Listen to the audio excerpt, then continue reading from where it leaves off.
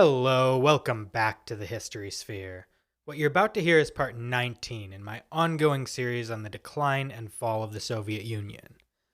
I believe each episode in this series stands on its own, but if you want the full context of the story, those earlier episodes are available to go back and listen to in the same place you found this one.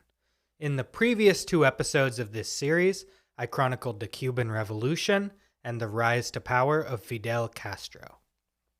With that context in mind, this week I will be moving back to my main story on the Soviet Union and talking about one of the most pivotal moments in the Cold War and a critical turning point in the decline of the USSR, the Cuban Missile Crisis.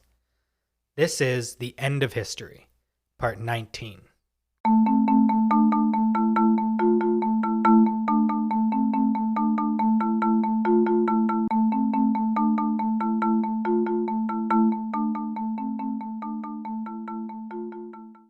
When I was about 6 or 7 years old, I don't remember my exact age, my parents put me in a summer day camp.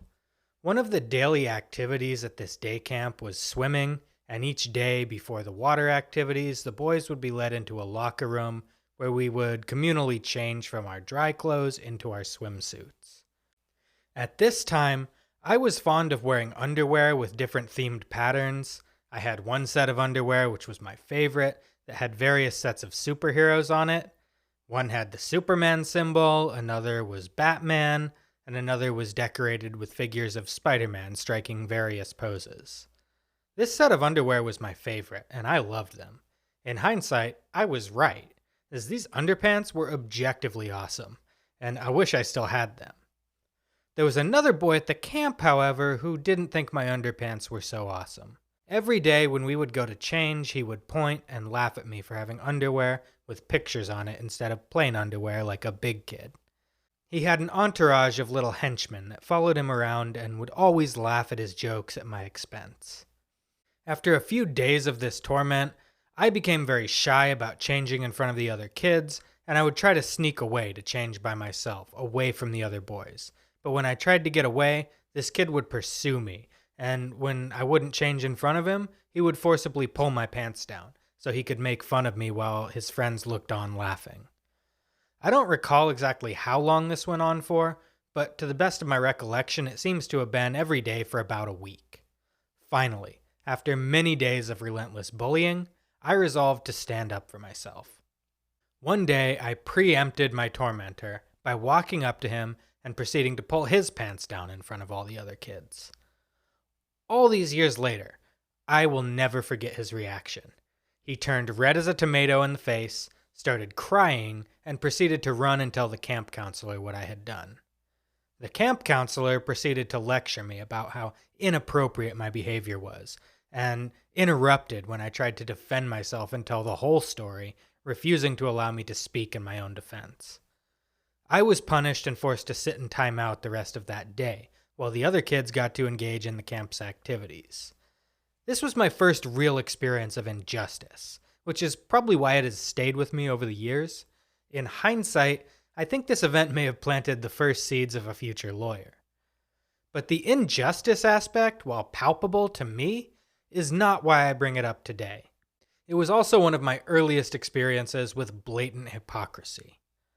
I didn't understand at the time why someone would react with such extreme sensitivity to something they had doled out relentlessly to me for days. Over the years, I've unfortunately learned that hypocrisy is one of the most natural human behaviors. A lot of people can dish it out, but can't take it, to use the colloquial term. This is as true for governments as it is for individuals, and history is littered with examples of governments having extreme reactions when another country behaves towards them the way they have behaved towards other countries. This was true in ancient times when the Romans and Persians reacted with outrage as each tried to place their own puppet king on the Armenian throne, and it was true in the Cold War as the United States and the Soviet Union jockeyed to undercut one another in their race for global supremacy. From the American perspective, when we talk about the Cuban Missile Crisis, the framing is usually that it was a notorious example of Soviet aggression and recklessness, of the Soviet Union bringing the world to the brink of nuclear war by attempting to sneak medium and short-range nuclear missiles into America's backyard. Often ignored in this narrative are the aggressive actions of the United States against Cuba, the Bay of Pigs invasion, as well as multiple more covert attempts to assassinate Fidel Castro by the United States. Also sometimes missing from this discussion is the equivalent deployment of American nuclear missiles in Turkey, a country which straddled the Soviet Union's southern border, a strategically similar position to that held by Cuba in relation to the United States. When we talk about the Cold War arms race, a lot of attention is usually given to the long-range ICBMs, or intercontinental ballistic missiles, that could be launched across continents and oceans to destroy cities. But short and medium-range missiles were arguably of more strategic importance than their long-range cousins, at least at this point in the Cold War. Those ICBMs were a weapon of last resort. Each side believed that if their arsenal was launched, the other side would have time to detect them and respond in kind, leading to the doctrine of mutually assured destruction, or MAD for short. In the Soviets' case, this was unquestionably true.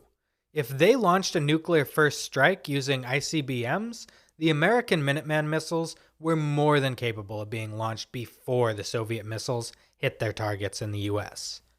What American military planners didn't know at the time, however, is that the Soviet R-16 missiles took several hours to prepare for launch, and many Soviet military planners believed that the lag was too great for them to be effectively used in a retaliatory strike, and thus regarded them as a first strike weapon only, a first strike that would ultimately result in their own destruction. Thus, both sides sought ways to deploy shorter range weapons closer to enemy territory, weapons that could be launched and delivered quickly before the enemy had a chance to respond and retaliate with their own weapons.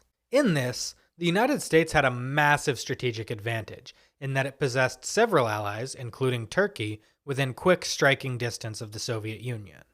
But prior to the early 1960s, the USSR had no real allies in the Western Hemisphere and was unable to gain any kind of strategic foothold in the Americas. Indeed, this strategic advantage was taken for granted by the Americans and has always been a key tenet of American foreign policy, that we are protected from foreign threats by the buffer of two oceans and our strategic domination of Latin America, otherwise known as the Monroe Doctrine. Then, as I covered in the previous 2 episodes of this series, revolution erupted in Cuba, resulting in the rise to power of Fidel Castro. Castro had not billed himself to the Cuban people as a communist, but rather a left-wing nationalist and supporter of democracy. After his rise to power, however, he began to show signs that he harbored communist sympathies and moved himself closer to the USSR, especially as relations with the United States deteriorated. If you want more detail on these circumstances, I suggest you go back and listen to parts 17 and 18, where I covered the events of the Cuban Revolution that brought Castro to power. The long and the short of it is that in 1961, Castro revealed to Soviet envoy Anastas Mikoyan that he was a Marxist and had been a closeted Marxist since his college days. It's impossible to say whether this is true or if he came around to communism later out of strategic necessity. I'm inclined to take Castro at his word here, and it certainly became the official truth in Cuba that he was a secret communist all along. Castro himself confirmed this again in his 2006 autobiography. After the failure of the Bay of Pigs invasion, a US-funded and supported attempt to invade Cuba with an army of anti-Castro Cuban émigrés, Castro legitimately feared that the next step would be a direct US invasion of the island. He was not confident he could repel such an invasion, and sought strategic deterrent from his newest ally, the Soviet Union, in order to prevent this invasion. Nikita Khrushchev, for strategic reasons of his own, was happy to provide this deterrent in the form of medium and short-range nuclear missiles accompanied by thousands of Soviet troops. In December 1961, Castro, for the first time, publicly declared himself to be a Marxist-Leninist and an open ally of the Soviet Union. By May 1962, Soviet nuclear missiles were already making their way into Cuba. Khrushchev, despite his supreme confidence and bravado in public, did not make this move without reservations. The leader's son, Sergei, who was 27 in 1962, recalled asking his father in 1961 why he did not simply invite Cuba to join the Warsaw Pact. And his father told him, quote, "They're too far, we don't know them too well, and if America attacks them, we shall have to start a nuclear war." End quote. But the Bay of Pigs invasion, along with Castro's public declaration of fidelity, changed the analysis. Now, with Cuba a publicly declared communist ally under direct threat from the American military, the Soviet Union could not fail to defend them without losing face in the eyes of their other communist allies, who looked to them for protection and patronage. In other words, politically at least, Khrushchev was between a rock and a hard place. He knew that supporting Cuba would escalate tensions with the United States, but failing to support them would destroy the fragile alliances he had built with other communist states, and that was one of the main sources of Soviet power. Khrushchev did not just face international pressure either. There were still hardliners in the presidium of his own government who were deeply disturbed by de-Stalinization and suspicious of his moves to foster better relations with the capitalist West. He could not afford to be seen as soft on capitalism without risking the fragile coalition that kept him in power. Sergei Khrushchev put it like this, quote, "Thus it was that Cuba became to the Soviet Union the same as West Berlin to the United States, a useless piece of real estate deep inside hostile territory, but if you will not defend it, even risking nuclear war, you will lose face as a superpower." End quote. Cuba could not be effectively defended with conventional forces because the United States Navy dominated the Caribbean and could easily prevent a large conventional force from being resupplied. So he elected to deploy nuclear weapons to Cuba. The weapons began arriving in Cuba under a shroud of secrecy in May 1962. Khrushchev's plan was to reveal the presence of the weapons at a meeting of the UN General Assembly that November, forcing the Americans to react on the spot in front of the whole world. Up to this point, Khrushchev's dealings with the United States had been under the administration of Dwight Eisenhower. Eisenhower was not only a known quantity to the Soviets, as they had engaged with him at length even before he was president when he was the supreme Allied commander in Europe, but due to the breadth of his military experience, he was respected and even admired by Khrushchev and the Red Army Command. But Eisenhower had left office a year earlier in 1961 and was replaced by a much younger man from the Democratic Party, John F. Kennedy. Still only in his mid-40s in 1962, Kennedy was not completely unknown to the Soviets, as he had been a U.S. Senator from Massachusetts and before that a member of the House of Representatives. The KGB probably had extensive intelligence files on him. But prior to his receiving the Democratic nomination in the presidential election of 1960, Khrushchev and the members of the Politburo probably didn't really have any idea who he was. Even after he received the nomination, most observers of U.S. politics in the Soviet Union expected his opponent, Eisenhower's vice president Richard Nixon, to be elected to the presidency. Though Khrushchev personally disliked Nixon, he knew him and understood him.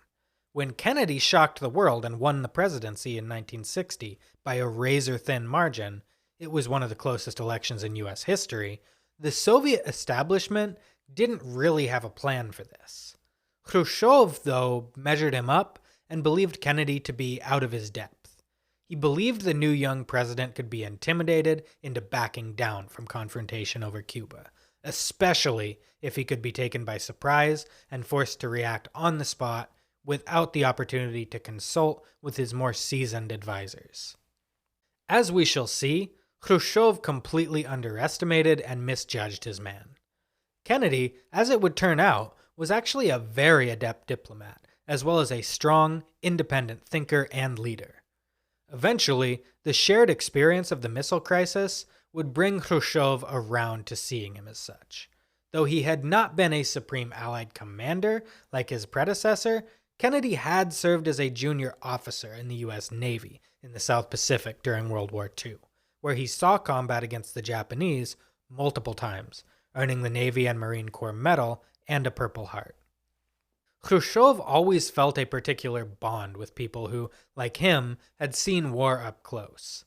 Kennedy was ultimately able to turn this to his advantage and build a rapport with Khrushchev to de-escalate the crisis. But that was still some days ahead at this point. Throughout the summer of 1962, U.S. intelligence reports noted a sharp increase in Soviet ships transporting goods to Cuba, but analysts assumed that this was a combination of civilian trade goods and conventional military hardware. Some low-level analysts at the CIA worried that the Soviets were moving nuclear material into Cuba, but they as yet did not have any hard evidence to back up these theories, and thus were not taken seriously by the higher-ups, who did not believe Khrushchev would be reckless enough to put nuclear weapons in Cuba. In August, aerial reconnaissance photos taken by U-2 spy planes over Cuba confirmed that the military hardware was being unloaded by Soviet ships disguised as agricultural equipment. This was a concerning, but not particularly alarming development, as it was already expected that the Soviet Union was providing the Cuban military with conventional assistance. By late August, however, these developments became more alarming to the Americans, as intelligence confirmed that among the military hardware delivered by the Soviets were surface-to-air missiles, a defensive anti-aircraft weapon which Kennedy's military advisors believed were likely meant to defend launch sites for medium-range ballistic missiles, the kind that could be mounted with nuclear warheads. At a press conference on September 1st, Kennedy sought to reassure the American public that he was doing everything in his power to prevent aggression, but that to his knowledge, the weapons in Cuba were mostly defensive rather than offensive in nature. There was as yet no smoking gun. Even without conclusive evidence, though, on September 15th, the U.S. Senate passed a resolution authorizing President Kennedy to use military force against Cuba in the event that offensive Soviet weapons on the island threatened U.S. security.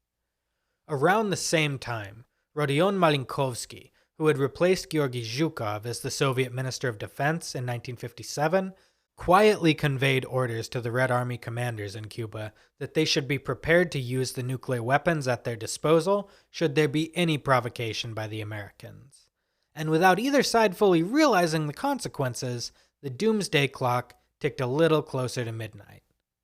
The smoking gun was finally revealed by U.S. intelligence in mid-October. On October 15th, the CIA developed and analyzed photos taken by U-2 spy planes over Cuba the day before and discovered what they confidently believed to be medium-range ballistic missiles. Defense Secretary Robert McNamara was briefed at midnight, but advisors decided to let the president sleep, surmising that he would need to be well rested to deal with the crisis that lay ahead.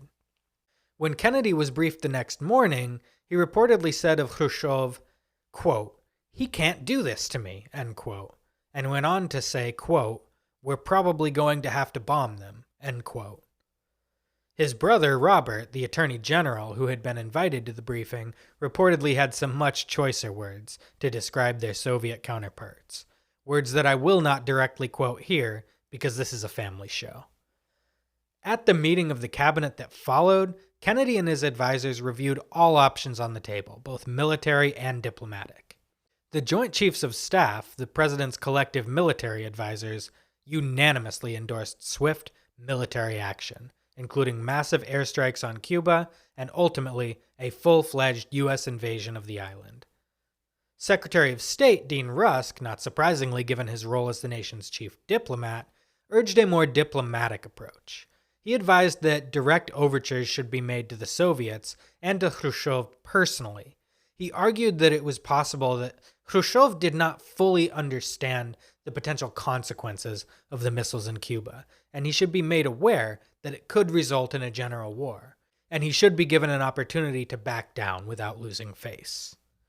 Ultimately, Kennedy decided that they shouldn't do anything until he had more information about the location of the missiles, as well as their type and capabilities. He immediately ordered more reconnaissance flights over Cuba to get him the intelligence he needed to make a wise decision. By October 21st, Kennedy felt he had enough intelligence to make a decision. He roundly rejected the direct military solutions offered to him by the Joint Chiefs and agreed with Rusk that a diplomatic approach should be taken. However, he did not take a purely diplomatic approach. He also decided to use the U.S. Navy to blockade Cuba and prevent any further shipments of Soviet military supplies or personnel from reaching the island. Because a naval blockade is, according to international law, an act of war, the Kennedy administration was careful not to use the word blockade. Instead of a blockade, it was a quarantine. Don't you feel better now? I know I feel better. The following evening, the U.S. ambassador in Moscow briefed Khrushchev on the impending blockade. Kennedy also placed a call to his predecessor, Eisenhower, whom he had already ensured was receiving semi-regular briefings on the situation from the CIA. It seems remarkable and almost unimaginable today that a Democratic president not only called his Republican predecessor to keep him informed on a critical situation, but he actually asked for and listened to his advice. But that's precisely what happened. Eisenhower disagreed with Kennedy's approach, telling the president that he would have favored immediate airstrikes on Cuba. He told Kennedy, though, that he understood the rationale for the blockade. In public, Eisenhower stood behind the decisions of Kennedy and supported him. He was too much of a patriot to do anything else. It was just a very different political era from today. After his conversation with Eisenhower, Kennedy prepared to address the nation. Now that he had committed to the quarantine of Cuba, the press was bound to catch on, and the danger could no longer be hidden. It's important to point out that as dangerous as Kennedy and his advisors believed the situation to be, it was actually far more dangerous than they thought. The alarm at this point was over the presence of ballistic missiles capable of delivering nuclear warheads. The American intelligence community did not know at the time that these missiles had actually been armed with nuclear warheads and were ready to fire. The Soviets would not reveal that until 1989. With that knowledge of hindsight, we can say Kennedy absolutely made the right decision not to launch airstrikes. I personally don't believe airstrikes would have even been considered if the Americans had known the missiles were already armed. And yet most of Kennedy's military advisors assumed the missiles were not yet armed, and the president was under considerable pressure throughout the crisis to take swifter military action. He also faced political pressure, facing accusations that he was being soft on the communists. But Kennedy remained steadfast in his commitment to keeping the crisis under control and seeking diplomatic de-escalation. He was not a perfect man or a perfect president, but in my opinion, John F. Kennedy was absolutely the man for that moment.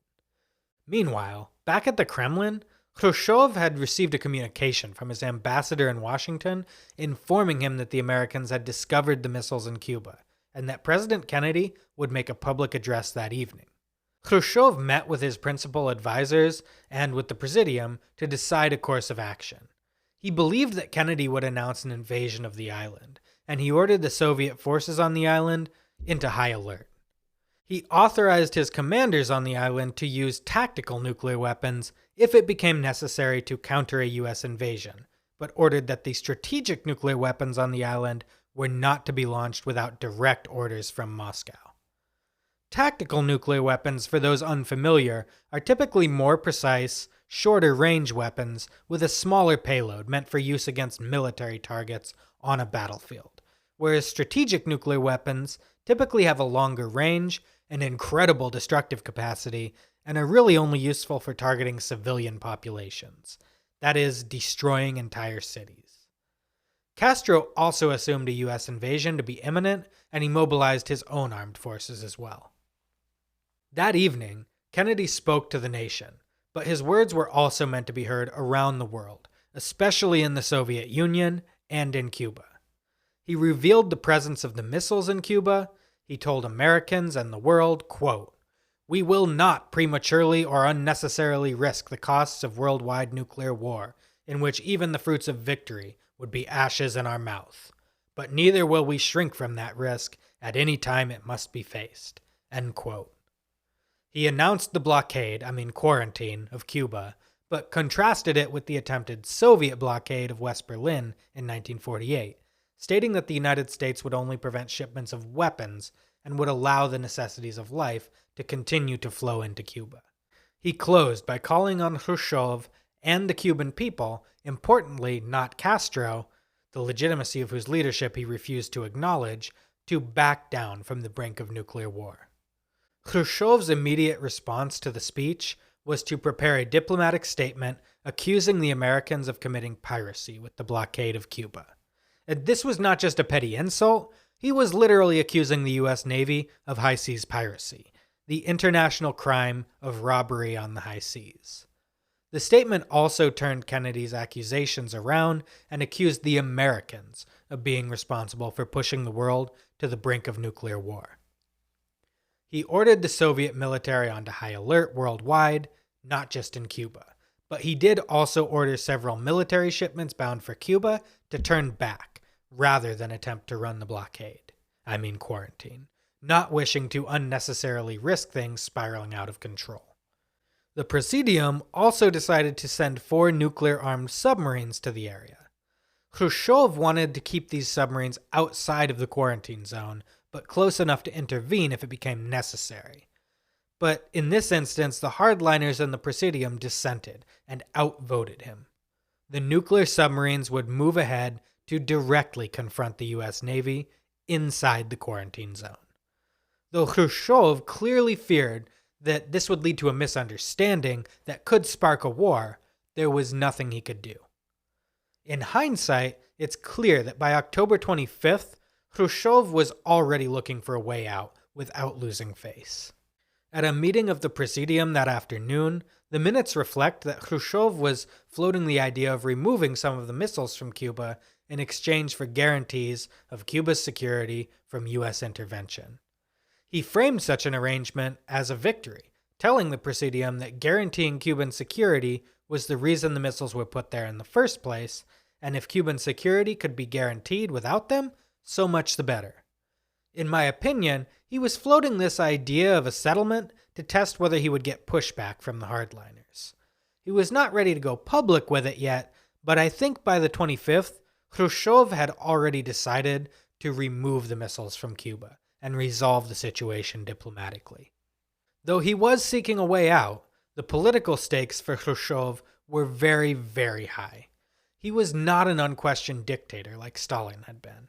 He was surrounded by people ready to question or undermine his every move, and by hardliners pushing him to launch a preemptive first nuclear strike, those who believed nuclear war with the United States to be inevitable, and being inevitable, it's better to have it now. On October 26th, Khrushchev received a letter from his ally, Fidel Castro, voicing a similar point of view, and appearing to implicitly endorse a preemptive nuclear strike on the United States. Later in life, Castro would express regret over taking this position, telling a biographer that the wisdom of years and experience had convinced him that he was wrong. The timeline, from my understanding, is a little muddled, and it's not entirely clear when Khrushchev received this letter from Castro. If, as I suspect, he received it before his next communication with Kennedy, it likely influenced his decision to undercut his ally and negotiate directly with the Americans without the Cubans. On the evening of October 26th by Eastern Time in the U.S., and early on the morning of the 27th by Moscow time, Khrushchev sent Kennedy a personal letter. In the letter, he appealed to Kennedy's reason and humanity, and expressed a genuine desire to avoid war and find a solution together. He seemed to state that he understood that to be seen to back down from the brink could be seen as politically harmful to both of them, but that it must be done to prevent catastrophe, regardless of the political cost. He stated, quote, "We must not succumb to intoxication and petty passions, regardless of whether elections are impending in this or that country or not impending. These are all transient things. But if indeed war should break out, then it would not be in our power to stop it, for such is the logic of war. I have participated in 2 wars, and know that war ends when it has rolled through cities and villages, everywhere sowing death and destruction." End quote. The full letter is available online through the John F. Kennedy Presidential Library, and I highly recommend that anybody who's interested go and read it in full. Of all the research I've done on Nikita Khrushchev, this one document sheds more light on the man, who he was, what he believed, and why he believed it, than any primary or secondary source I have looked at so far. And in my opinion, it shows that despite all his flaws, Khrushchev, like Kennedy, was the right man for this moment in history. He went on to close the letter by proposing that he believed the weapons could be withdrawn in exchange for Kennedy's guarantee that the United States would neither mount nor support an invasion of Cuba. Before Kennedy could draft a response, the next morning, the White House received another letter, more formal, less emotional, which outlined a more concrete deal, that the Soviets would agree to withdraw the missiles under UN supervision in exchange for American guarantees of Cuban security and the withdrawal of American missiles from Turkey.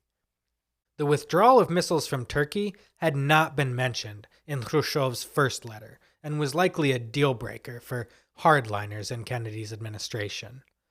The second letter appears to have been written by a committee rather than by Khrushchev himself, and in my opinion, it was produced after he received pushback for sending the first letter without the approval of the Presidium. Meanwhile, while all this was happening in the halls of government, the uneasy standoff between the Soviet submarines and the U.S. Navy vessels enforcing the quarantine, in the Caribbean continued. As the negotiations were ongoing on the 27th, a U.S. Navy vessel spotted a Soviet submarine, the B-59, in the waters beneath them, and began dropping small depth charges into the water to force it to the surface. These depth charges are not the kind we typically think of when we talk about depth charges in naval warfare, the kind designed to destroy submarines. The charges being used were about the size of an orange, and they were designed to harass a submarine and force it to the surface rather than destroy it. The Americans believed B-59 was being used to covertly violate the blockade and bring military hardware to Cuba. Their goal was to force it to the surface and turn it around. Unbeknownst to the Americans, B-59 was armed with a nuclear-tipped torpedo, which its captain, Valentin Savitsky, had been authorized by Moscow to use if he was attacked. The submarine was too deep to communicate with Moscow and had no idea what was happening above them. As far as they knew, the war had already started. Typically, the protocol on such a nuclear-armed submarine was that in order to launch, they needed only the approval of the captain and his political officer on board. Captain Savitsky gave the order to launch, and it was confirmed by his political officer. Thankfully for the fate of the world, however, there was another officer on board B-59, Executive Officer Vasily Arkhipov. Though Arkhipov was technically only second in command on board the sub, and his approval was not needed for the launch, he was the chief of staff for the flotilla, and his word carried weight, even if it wasn't binding. Arkhipov opposed the launch and managed to talk Savitsky out of it, and persuaded him to surface the sub and wait for orders from Moscow. The incident on board B-59 would not become public knowledge until 2002. Arkhipov had died in obscurity 4 years earlier in 1998, and he never received recognition for his role in preventing a nuclear war. Back in Washington, completely unaware of how close nuclear war had just come, Kennedy and his advisors deliberated over how to respond to the communications from Khrushchev. Officially, it was decided that Kennedy would essentially ignore the second letter and respond to the first, sending a reply to Khrushchev that outlined a peaceful resolution, where the U.S. agreed to end the blockade and make public assurances not to attack Cuba, either directly or indirectly, in exchange for a withdrawal of the missiles from Cuba. Kennedy, off the record, also offered to the Soviet ambassador in Washington a secret agreement, not made public at the time, to withdraw American missiles from Turkey after the Soviet missiles were withdrawn from Cuba. Importantly, however, if Khrushchev publicly announced this secret agreement or took credit for the withdrawal of American missiles from Turkey, the agreement would be reversed and the missiles put back. Basically, Kennedy was willing to give him what he wanted, but was unwilling to take the political hit that would go along with the appearance of giving in to a Soviet ultimatum. Instead, Khrushchev would have to suffer the political consequences of appearing to give in to American ultimatums, while receiving nothing in return. Choosing substance over appearance, Khrushchev agreed to the terms, likely knowing it would undermine his position at home. Khrushchev wanted to take the deal, but he still had to sell it to the Presidium. He did so by likening their position to that of Lenin in March 1918, when he had been forced to accept the Treaty of Brest-Litovsk, which I talked about all the way back in episode 3. He said, quote, "There was a time when we advanced, as in October 1917, but in March 1918 we had to retreat, having signed the Treaty of Brest-Litovsk with Germany. That decision was dictated by our interests. We had to save Soviet rule. Now we find ourselves face to face with the threat of war and nuclear catastrophe, as a result of which human civilization may perish. To save humanity, we should retreat. I have called you all together to take counsel and consider whether you agree with such a decision." End quote. The Presidium reluctantly agreed, although many felt it was a stinging humiliation and would never forgive Khrushchev for backing down and showing weakness in the face of the enemy. Some thought he should have taken a harder line. Others believe he should have never put the missiles there in the first place, and that his blundering was responsible for the whole crisis. Regardless of their reasoning as to why, many in the Politburo began to agree it was time for Khrushchev to go. An upstart, who had up to that point been one of Khrushchev's strongest supporters, Leonid Brezhnev, stood prepared to exploit this discontent. A few months later, in April 1963, the United States quietly withdrew its missiles from Turkey and Italy, and the story of the Cuban Missile Crisis came to an end. President Kennedy would not see the end of 1963, meeting his end by an assassin's bullet in November of that year. While his demise was less gruesome, Khrushchev's time as leader of the USSR was now also in its twilight. His perceived weakness in the handling of the missile crisis had given his enemies an opening, which they would soon exploit. That will be the subject of my next episode. That's everything for today. Thank you so much for listening. As always, I want to give a special thank you and shout out to my patrons and supporters who are supporting the show with donations on Patreon and Spotify. If you're not a supporter yet and you want to be, you can support the show with a monthly donation on Patreon or Spotify. Links to both can be found on the show's website at www.thehistorysphere.com. Also on the website, you will find links to all of our streaming platforms and social media. I'm most active on Instagram and TikTok, but I do maintain other social media profiles as well. If you can't afford to donate right now, you can also support the show by following and engaging with us on social media. By far the most common way people learn about new podcasts is by word of mouth, so you can also support us by telling your friends about us and how much you're enjoying the show. A list of my sources for this week's episode is also available on the website for those who are interested. Next time, on the History Sphere, I will cover the fall of Nikita Khrushchev. Thank you so much for listening. Have a wonderful day.